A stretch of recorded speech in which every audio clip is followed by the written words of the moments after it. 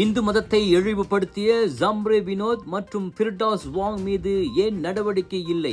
ராயர் மக்களவையில் கேள்வி. ஓராண்டு நிறைவு.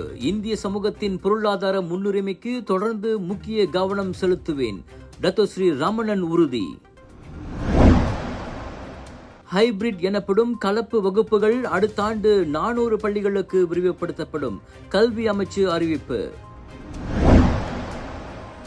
வாகனமோட்டிகளின் வசதிக்காக மெகா சாலை கட்டுமான சீரமைப்பு திட்டம் ஒவ்வொரு ஆண்டும் மேற்கொள்ளப்படும். இவ்வாண்டில் 2634 சட்டவிரோத குப்பை கொட்டும் இடங்களை மூடியது SW Corp.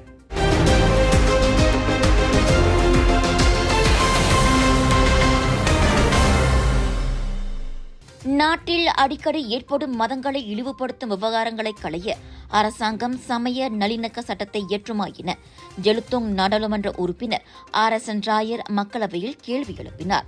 அதற்கு ஒற்றுமைத்துறை துணை அமைச்சர் சரஸ்வதி இருக்கின்ற சட்டங்களே போதுமானது என்றும் புதிய சட்டம் தேவையில்லை என்றும் பதிலளித்தார். அப்படியென்றால் இந்து மதத்தை இழிவுபடுத்திய ஜம்ரி வினோட் மற்றும் ஃபிர்டௌஸ் வாங் மீது ஏன் சட்டத்துறை தலைவர் நடவடிக்கை எடுக்கவில்லை என ராயர் மீண்டும் கேள்வி எழுப்பினார். Kita harus memastikan bahawa kita tidak mengguris hati orang lain. Dalam konteks ini, saya merujuk kepada jawapan yang diberikan oleh Timbalan Menteri berkenaan dengan isu yang mengaibkan agama-agama lain. Dalam perkara ini, saya ingin menarik perhatian Dewan Yang Mulia ini, Timbalan Speaker dan Timbalan Menteri kepada isu yang melibatkan dua individu. Satu adalah Zamri Vinod, kedua adalah Firdaus Wong, di mana banyak laporan-laporan polis telah dibuat terhadap mereka dengan kenyataan-kenyataan yang dikeluarkan oleh mereka. Sebagai rakyat Malaysia, kita harus menghormati semua agama.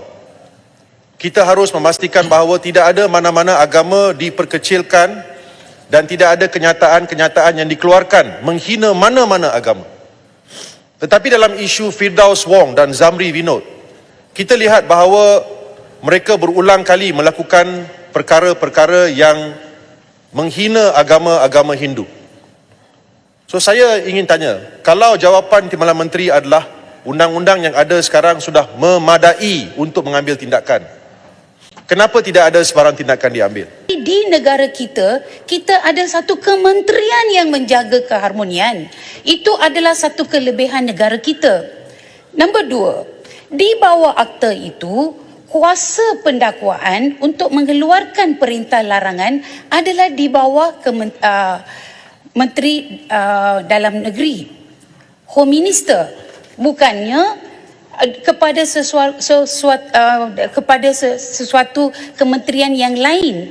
Jadi di sini kita mempunyai akta yang memberi kuasa kepada pihak-pihak penguatkuasaan mengikut akta seperti sekiranya di bawah kanun keseksaan kepada polis dan kepada KDN. Jadi mereka memainkan peranan masing-masing. Dan seperti yang saya telah menekankan sebentar tadi, kalau penguatkuasaan itu tidak mencukupi, kita harus mengambil tindakan untuk memperkuatkan penguatkuasaan. Kalau hukuman yang dikenakan mereka tidak mempelajari daripada hukuman-hukuman yang telah dikenakan sebelum ini, hukuman harus dipertingkatkan. Kita harus mengkaji sama ada kita perlu meningkatkan hukuman yang dikenakan supaya ia boleh menghalang mereka daripada mengeluarkan kata-kata hate speech. Jadi dalam keadaan di mana keadaan terkawal dan kita mempunyai akta ataupun undang-undang yang mencukupi, satu lagi akta tidak akan melarang mereka mengulangi perbuatan tersebut. சட்ட அமலாக்கத்தை இன்னும் கடுமையாக்குவது, தண்டனையை அதிகரிப்பது போன்றவற்றின் வாயிலாக அப்பிரச்சனையை களைவதோடு நாட்டின் சமய நல்லிணக்கத்தை உறுதி செய்ய ஒற்றுமை அமைச்சு என தனி அமைச்சே இருப்பது மலேசியாவின் கூடுதல் சிறப்பம்சம் என சரஸ்வதி கூறினார். வாகன ஓட்டிகளின் பாதுகாப்பு மற்றும் சீரான பயணத்தை உறுதி செய்வதற்காக சிலாங்கூர் மாநில அரசு ஆண்டுதோறும் பழுதடைந்த சாலைகளை சீரமைக்க மெகா சாலை சீரமைப்பு திட்டத்தை மேற்கொண்டு வர திட்டமிட்டுள்ளது. சாலைகளில் ஏற்படும் பழுது தொடர்பில் ஊராட்சி மன்றங்கள் மற்றும் மாவட்ட அலுவலகங்களிடமிருந்து பெறப்படும் புகார்கள் அடிப்படையில் முக்கியமான சாலைகளுக்கு முன்னுரிமை அளித்து சீரமைக்கப்படும் என அடிப்படை வசதிகள் துறைக்கான ஆட்சிக்குழு உறுப்பினர் இசாம் அஷீம் தெரிவித்தார். ஊராட்சி மன்றங்கள் மற்றும் மாவட்ட அலுவலகங்கள் கீழ் உள்ள சில சாலைகள் இப்போது மறுசீரமைப்பு செய்ய வேண்டிய நிலையில் அடுத்த ஆண்டு 50 மில்லியன் ரிங்கெட் நிதி ஒதுக்கீட்டில் மெகா சாலை சீரமைப்பு திட்டம் திட்டமிடப்பட்டுள்ளதாக அவர் கூறினார்.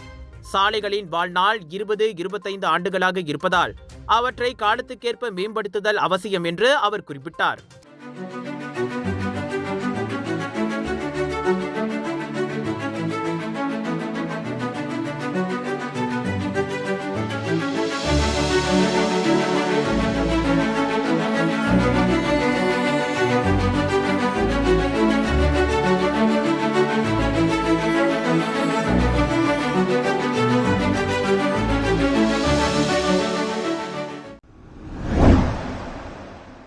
பிரதமர் டத்தோஸ்ரீ அன்வார் இப்ராஹிம் தலைமையிலான மடானி அரசாங்கத்தின் நோக்கங்களுக்கு ஏற்ப இந்திய சமூகத்தின் பொருளாதாரத்தை வலுப்படுத்தும் திட்டங்களுக்கு தொடர்ந்து முன்னுரிமை வழங்குவதில் கவனம் செலுத்தப் போவதாக தொழில்முனைவர் மேம்பாடு மற்றும் கூட்டுறவு துணை அமைச்சர் டத்தோஸ்ரீ ரமணன் தெரிவித்திருக்கிறார். ஓராண்டுக்கு முன் துணை அமைச்சராக நியமிக்கப்பட்டது முதல் வலுவான மற்றும் முழுமையான வர்த்தகத்துறை மூலம் இந்திய சமூகத்தின் பொருளாதாரத்தை மேம்படுத்தும் நடவடிக்கைகளில் தீவிர கவனம் செலுத்தி வருவதாக அவர் கூறினார். தாம் துணை அமைச்சராக நியமிக்கப்பட்டு நாளையுடன் ஒரு ஆண்டு நிறைவு பெறுவதை முன்னிட்டு தம் மீது நம்பிக்கை வைத்து அந்த பொறுப்புக்கு நியமித்த பிரதமர் அன்வாருக்கு ரமணன் நன்றியை தெரிவித்துக் கொண்டார்.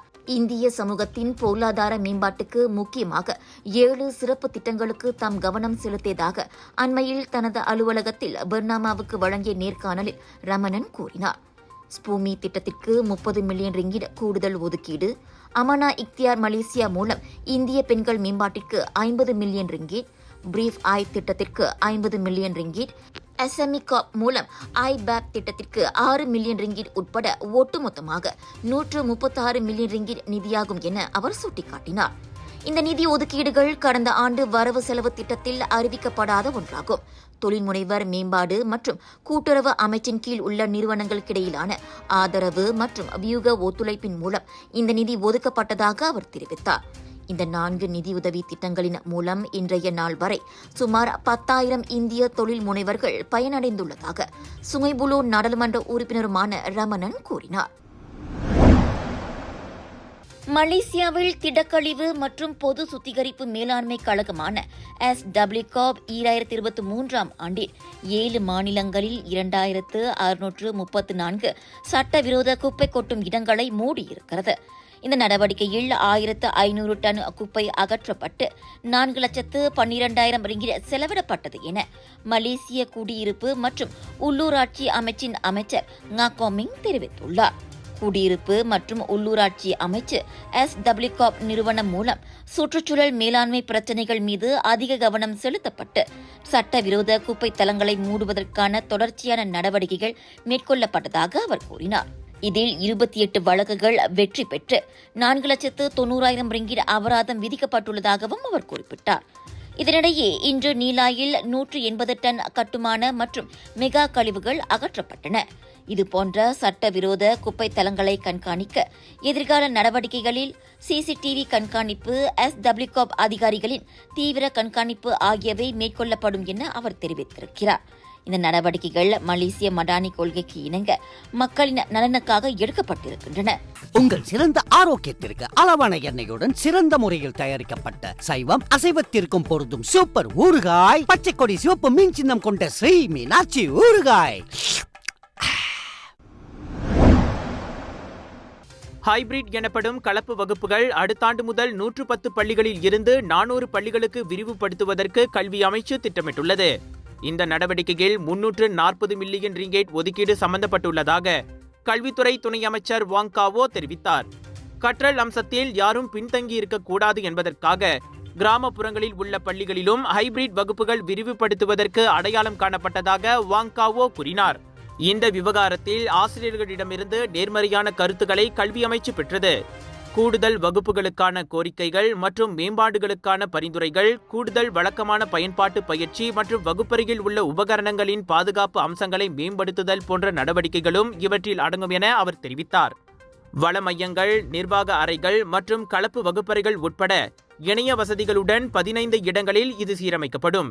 இந்த திட்டத்தில் மின்சார இணைப்புக்கு 20 மில்லியன் ரிங்கேட், சாதனங்களுக்காக 153 மில்லியன் ரிங்கேட் மற்றும் இணைய வசதிக்காக 167 மில்லியன் ரிங்கேட் ஒதுக்கீடும் பெறப்பட்டுள்ளதாக இன்று நாடாளுமன்றத்தில் வாங் காவோ தெரிவித்தார்.